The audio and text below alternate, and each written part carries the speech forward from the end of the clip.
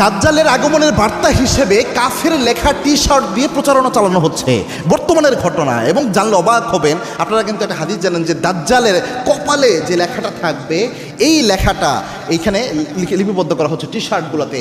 অনেক তাদের দেশের সেলিব্রিটি পার্সন যারা, আপনারা জানেন ইসলাম বিরোধী যারা, অনেক সেলিব্রিটি পার্সনের হাতের মধ্যে এই দাজ্জালের কপালে যে লেখা থাকবে কাফের, এই শব্দটা সুন্দরভাবে লিখে তারা প্রচারণা চালাচ্ছে। কেননা তারা মনে করে দাজ্জালকে তারা মাসিহ মনে করে, মাসিহ দাজ্জাল, যে মনে মাসিহ মানে তাদেরকে পরিত্রাণ দিবে এরকম তারা মনে করে, এবং তারা খুব শীঘ্রই জিনিস খুব শীঘ্রই আসবে এটা তারা বিশ্বাস করে। এজন্য টি শার্টের মধ্যে ইনফিডেল বা আলিফার এটা লিখে তারা প্রচারণা চালাচ্ছে। রাসূল সাল্লাল্লাহু আলাইহি ওয়াসাল্লাম একটা হাদিস রয়েছে বুখারী শরীফের ৭১৩১ নম্বর হাদিস, আনাস রাদিয়াল্লাহু আনহু হাদিসটি বর্ণনা করেছেন। এটা শুনলে আপনি বুঝতে পারবেন এই প্রচারণা কেন চালানো হচ্ছে। আল্লাহর হাবিব সাল্লাল্লাহু আলাইহি ওয়াসাল্লাম সুস্পষ্টভাবে বলেছেন বুখারীর বর্ণনা, দাজ্জাল যে হবে মা বাইনা আইনাইহি মাকতুবুন কাফের, তার দুই চোখের মাঝে আল্লাহ রাব্বুল আলামিন কাফের লেখাটা লিপিবদ্ধ করে দিবেন। তার কপাল দুই চোখের মাঝে কাফের লেখা থাকবে।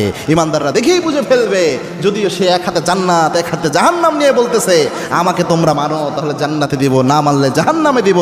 ইমানদাররা ঠিকই বুঝে যাবে এটা হচ্ছে দাজ্জাল।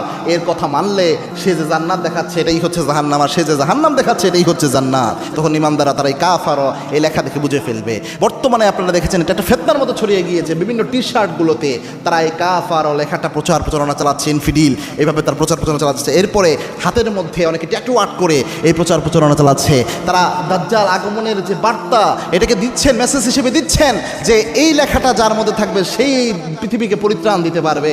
অথচ আল্লাহর হাবিব জানিয়েছেন এই পৃথিবীতে যত ফিতনা এসেছে সব ফিতনার মধ্যে সবচেয়ে ভয়ঙ্কর, সবচেয়ে মারাত্মক ফিতনা হবে দাজ্জালের ফিতনা। আল্লাহর হাবিব বলেছেন আমার উম্মতের জন্য আমি দাজ্জালের চেয়ে বড় কোনো ফিতনা ছাড়ি নাই। তবে নারীর ফিতনাকে আল্লাহর হাবিব সাল্লাল্লাহু আলাইহি ওয়াসাল্লাম বড় ফিতনা বলেছেন একটা হাদিসে। তবে এই দাজ্জালের ফিতনা আল্লাহর হাবিব সাল্লাল্লাহু আলাইহি ওয়াসাল্লাম 5 ওয়াক্ত নামাজে সালাম ফিরানোর আগে একবার হলেও দাজ্জালের ফিতনা থেকে উম্মতদের শিক্ষার জন্য পরিত্রাণ চাইতেন। সুবহানাল্লাহি বিহামদি, কত মারাত্মক চিন্তা করতে পেরেছেন।